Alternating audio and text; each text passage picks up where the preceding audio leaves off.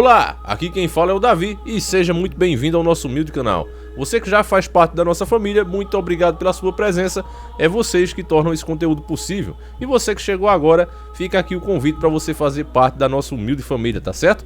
Hoje é mais um vídeo especial, né? Como eu prometi, cumprindo uma promessa, eu disse que esse nosso vídeo sobre os apóstolos, que esse aí que você tá vendo, onde explicamos o porquê do X na bandeira da Grã-Bretanha e da Escócia, se você não viu, assista, é muito interessante. Você vai ver que a fé, a história bíblica, ela não termina ali, ela continua. A luta desses homens foram muito dura depois que o Messias subiu aos céus, né? Pouco se fala, mas os fatos históricos estão aí. E hoje eu prometi que se batesse os 30 mil views, né, a gente faria a continuação. E como bateu, né, vocês estão de parabéns. Uma salva de palmas para essa família especial. Então vamos continuar. Hoje eu escolhi mais um apóstolo bem, assim vamos dizer, menos famoso que os outros, né? A gente sabe que os mais famosos são Pedro, São Tomé. Enfim, vocês sabem até melhor do que eu. Então eu escolhi um que não é muito citado, um que o povo esquece, mas que também a luta dele foi muito dura. Talvez, não sei, velho. É difícil dizer qual teve a morte mais terrível, mas esse, sem dúvida, também teve uma morte terrível, família. E a gente vai ver isso aqui. Então, como o assunto exige muita reflexão, não é? E vai dar muita inspiração a você, pegue agora mesmo o pãozinho com salsicha e ketchup e vamos iniciar o nosso quadro.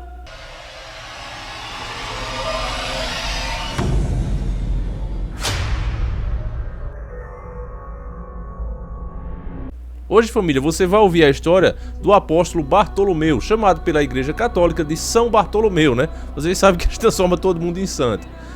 Então vamos lá. Ele não é muito conhecido, família, porque na narração bíblica nenhuma foca nele especialmente, entendeu? O seu nome consta apenas nas listas dos 12 apóstolos. No entanto, segundo a tradição, ele é o Natanael, de quem falam outras passagens. É porque vocês sabem que tem uma tradução aí que às vezes ela fica um pouco confusa, né? Principalmente quando se trata dos nomes. Isso fica evidente através da comparação entre os 4 evangelhos. Quando a gente faz a leitura e compara, dá pra ver que eles estão falando dele, do Bartolomeu, tá certo?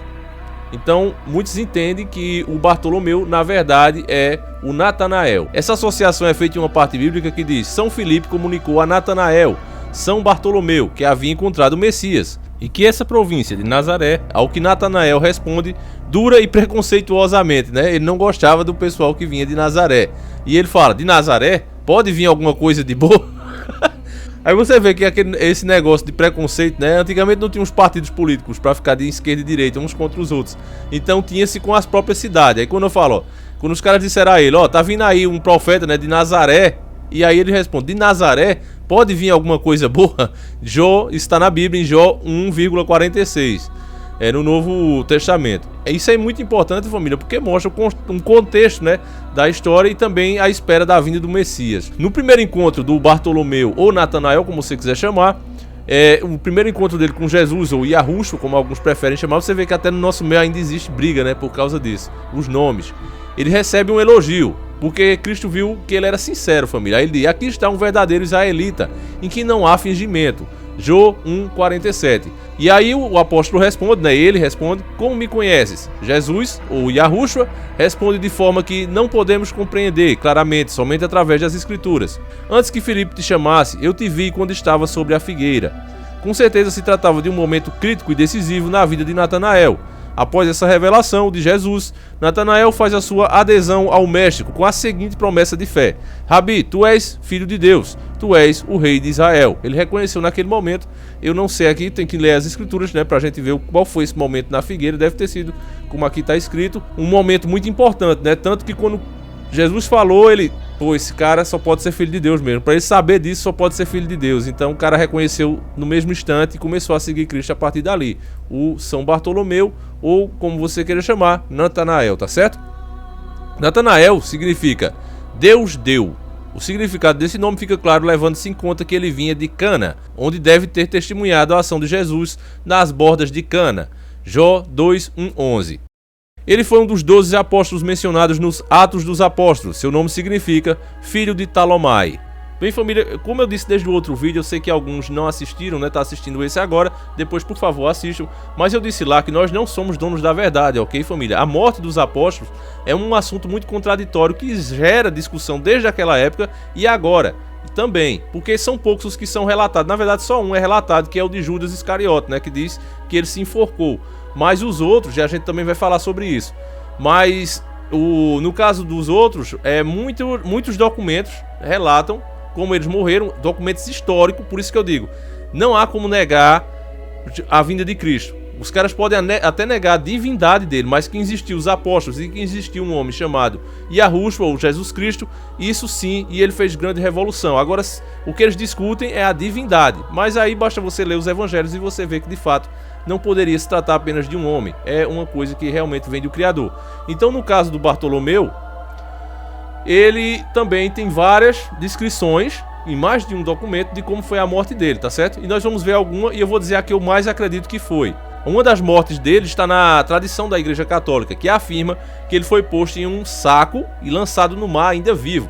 Meteram o pau no cara, né? Deram um açoite muito grande nele, deixaram ele bem moído mesmo, colocaram num saco ele ainda vivo e jogaram no mar. E outra versão, em outros documentos, afirma que ele também teria sido crucificado, família, igual ao nosso Cristo. Ele também teria sido crucificado. Só que a mais terrível, família, é a versão que eu acho que de fato aconteceu, e eu acredito que vocês também vão concordar, que é a mais terrível de todas. Realmente, só de pensar, velho, me dá um... Sério, velho, me dá aquele calafrio, velho. De fato, coisa ruim, velho. A martirologia romana acredita a ele vários trabalhos missionários na Índia e na Armênia. Então, a mando do rei de lá, oficiais armênios o condenaram e ele foi despelado vivo, família, e depois decapitado. Ou seja, arrancaram a pele do cara. Existem várias imagens onde ele tá segurando assim a própria pele. Eu vou colocar aí pra vocês verem que realmente foi uma coisa terrível, tá certo? Dá uma olhada aí, família. Você vê a fé dos caras, né? Bastava negar Cristo e eles seriam absolvidos, mas os caras foram até o fim, né? Entraram naquelas terras já sabendo o que ia acontecer e mesmo assim enfrentaram tudo e todos, sozinhos, desarmados, sem violência, sem nada. Então você vê aí algumas imagens que você está vendo, onde a pele, né, está arrancada. Inclusive essa estátua aí, ó. Você tá vendo ali, família, a pele, né? Você tá vendo a pele aí. Então, tá aí, ó. Aqui, eu vou marcar pra quem é meio cego, ó. Tá certo, família? Então, família, eu não quero fazer um vídeo muito grande. Eu quero ver se a gente faz um vídeo pra cada apóstolo. Mas... mais uma vez fica aí, né, o exemplo de fé. Mais uma vez fica aí a contradição nessa nova doutrina maçônica dentro das igrejas evangélicas, que dizem que você, se não tá bem, se você não tá rico, é porque você tá com alguma maldição. De acordo com eles, todos os apóstolos e o próprio Cristo foram amaldiçoados nesse caso. Porque se você não tem, se você morre de uma forma cruel, então é porque você é amaldiçoado. Então os apóstolos foram os primeiros. Então você vê que isso não bate com o cristianismo. O cristianismo é renúncia, o cristianismo é sacrifício. E o que está sendo passado dentro das igrejas evangélicas, na maioria, claro que existe uma minoria, principalmente chegando agora, de bons pastores, de pessoas realmente dedicadas ao evangelho como ele é, certo? Existe sim, não vamos generalizar não. Tem muitos pastores, gente boa, inclusive fazendo os belos trabalhos comunitários. Então a essas pessoas eu dou os parabéns e separo elas. Mas existe uma parte, né, como esses grandes pastores, um Silas Malacheia da vida, um Edir Macedo. Esses caras realmente vêm distorcendo o cristianismo, porque eles não são cristãos, são maçons infiltrados no cristianismo e vêm distorcer. Como o próprio Messias disse, eles não entram e nem deixam ninguém entrar. Fazem as pessoas duas vezes mais filhos do diabo do que os filhos de Deus quando entra na lei deles, não na lei de Cristo.